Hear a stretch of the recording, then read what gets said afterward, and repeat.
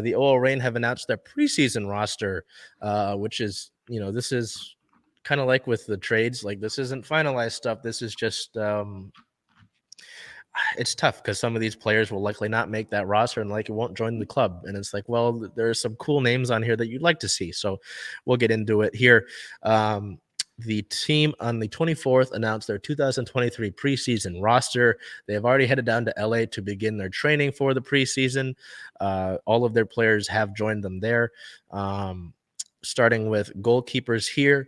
The goalkeepers on the roster are Claudia Dickey, Laurel Ivory, and Fallon Tullis-Joyce. So Fallon, I'm looking at my great Fallon is like she's a marine biologist, so I've got her. She's got like a tentacle design here, like a squid or a kraken that my friend Bella gave to me. I'm looking at that right now. No changes from last year. It doesn't seem like the Reign are going to bring in another goalkeeper to add to that group. It seems like they're happy with those three. On the defender side of things, Lou Barnes, Ryan Brown, who is returning from loan that she spent the last year on loan with, Alana Cook, Sam Hyatt, Shea Holmes, who they drafted from the University of Washington, Sofia Huerta, Jimena Lopez, who it's Jimena's birthday actually today. So happy birthday to Jimena. Alyssa Melanson, Maphobia McClernon, and Emily Sonnet, who they acquired via trade on draft day. So not too many surprises there. Obviously, the draft picks, Sonnet from trade, Melanson and McClernon were sort of depth pieces. Jimena Lopez is someone that the club is excited about, just haven't been with the talent that they have had on the back four, have not really been able to work into the fold yet. And it's very interesting to see if Holmes will be able to work her way in there as well, because Laura Harvey had very, very high praise for her coming out of the draft. We look at the midfielders here. Yes, the midfielders here. Angelina, who is still dealing with a season-ending injury, so she hasn't officially been actually cleared from injury yet. So we're hoping to see that change, but yeah, there's no official clearance from her season-ending injury, which was a knee injury. Olivia Athens, Marley Canales, both draft picks from last season. Just Fishlock, the Dragon, in the 2021 MVP. Of course, back Rose Lavelle, Quinn, Nikki Stanton just getting re-signed last year.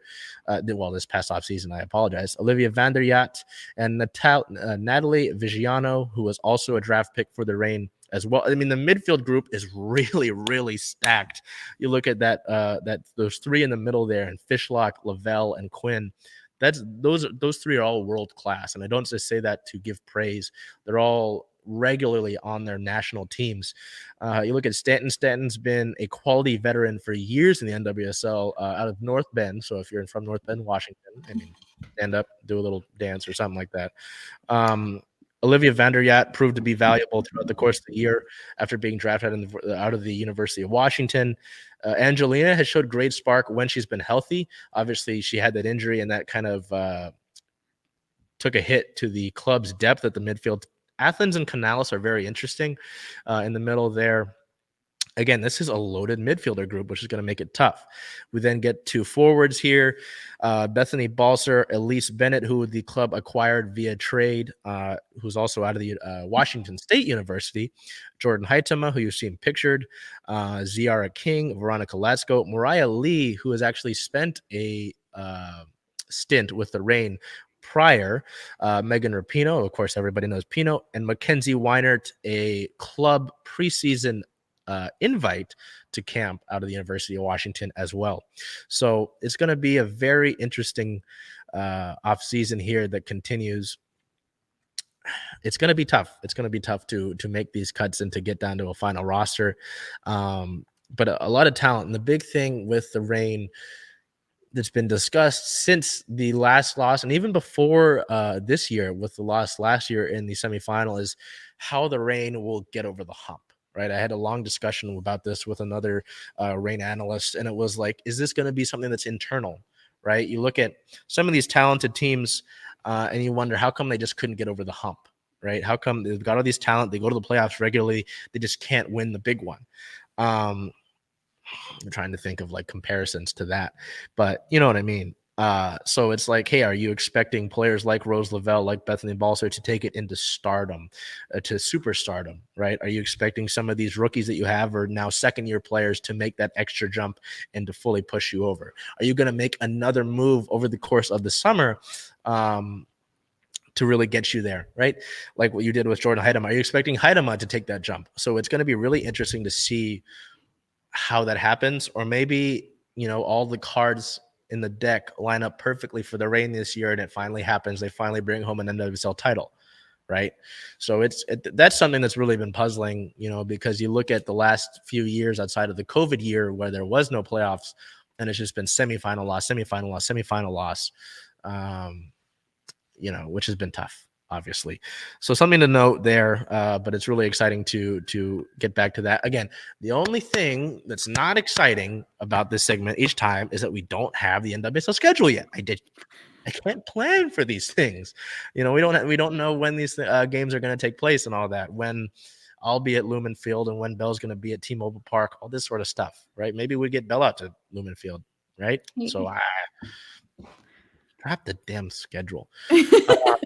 In addition to the preseason roster being announced, the club picked up the options for forward Elise Bennett and Emily Sonnet, keeping both players signed with the team through the 2023 season. It makes sense. I mean, why trade for them either on draft day or the day before and not have them be here, right? Unless something bad happened. So in addition to that, on the 27th, the club announced its 2023 technical team. Again, with the Mariners, we talked about the importance of the front office, whether that be the general manager down to the head athletic coach to assistant coaches.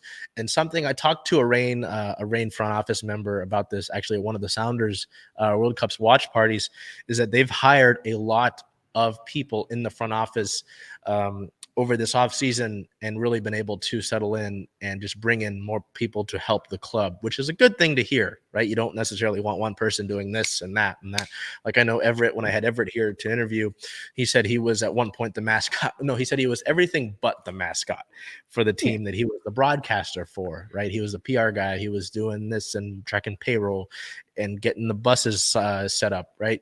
Which is insane to think about, to put all that pressure on one person. So, let's get to that technical staff that I mentioned here. So in addition to head coach Laura Harvey and head assistant coach Scott Parkinson, who has joined the team in the offseason, the Reign announced that they will be adding 4 members to their team. Assistant coach Kate Norton, who is pictured. Norton's coaching experience includes time with the University of Arizona women's soccer team and the U18 and U20 youth national teams for the United States as an assistant coach. Norton holds a USSF A license and a USSF youth national coaching license. Head athletic trainer, they have brought in Jordan Carmosino. Carmosino is an experienced athletic trainer who has an extensive background in sports medicine with skills in athletic training, sports performance, and injury rehabilitation. See where this can get important. He has a doctorate from Rocky Mountain University of Health Professions with a concentration in athletic training. Previously, Carmosino worked as the head athletic trainer for Case Western Reserve University and USL2 and WSPL side Dayton Dutch Lions FC. Equipment manager is Labno. Labno makes his return to the Reign after working as the equipment operations manager from 2013 to 16. After departing the Reign in 2016, he continued with the U.S. Soccer as an operations specialist and has worked as the equipment operations manager for Orlando City Soccer Club. Some of these things you think about, some of these matches where maybe the cleats don't fit right. They don't get traction, right? You're slipping and sliding over. You need quick change, right? Something like that. Equipment manager, boom, very important. And then this one interested me. Video analyst Kevin Pineda. So Pineda currently holds his USSFB license and has nearly a decade of coaching experience at various levels, including a stint with Loyola Marymount University women's soccer team. At LMU, Pineda was involved with recruiting, coaching, scouting, video analysis, marketing and branding, and curriculum development. Prior to LMU, Pineda served as the head coach for the Beach FC Girls 2004 and 2005 Academy teams, as well as an assistant coach for the Los Angeles Harbor College women's soccer program. The resumes, Quite the resume. speak for themselves. But you know why that interested me is the video analyst part, right? To get someone in that's going to help this club break down film, again, with the equipment manager being able to be properly equipped for these matches and whatever that job might bring. Head athletic trainer, again, I talked about the importance of the durability of these athletes, keeping them healthy, getting them back from injury the right way. And assistant coach, just to have that other mind. Sam Lady was so valuable to this club, and obviously Kate Norton isn't the head assistant coach. But even so, having another mind to help you see these things, help work with the players and all that, it's very important to note these sort of things. So we're very excited to get back into rain football. When we find out the schedule, again, I have no idea when that's going to come out. And even my friend who gets a lot of insider information has no idea. So if she has no idea, I have no idea, because, that's that. In pretty important league news, it was announced on the 27th that the NWSL will add 3 teams for expansion. So the Utah Royals will come back. They are a club that's already been in the NWSL. That's already been previously announced. But so Boston and San Francisco/Bay Area will both get clubs for expansion. Boston and San Fran will pay a record-setting $50 million expansion fee. Boston's a very interesting case for me. San Fran makes a ton of sense. Stanford women's soccer is really, really good in the state of California as a whole. So that's really cool to see. The only thing I don't like about that, what does that mean, Bel?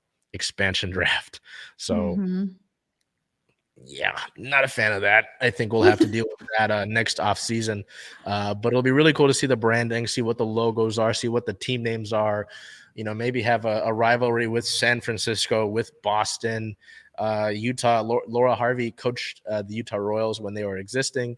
So some fun storylines. But again, the expansion draft is what immediately comes to my mind. But this is good for the league. This is good for the league and its growth as a whole.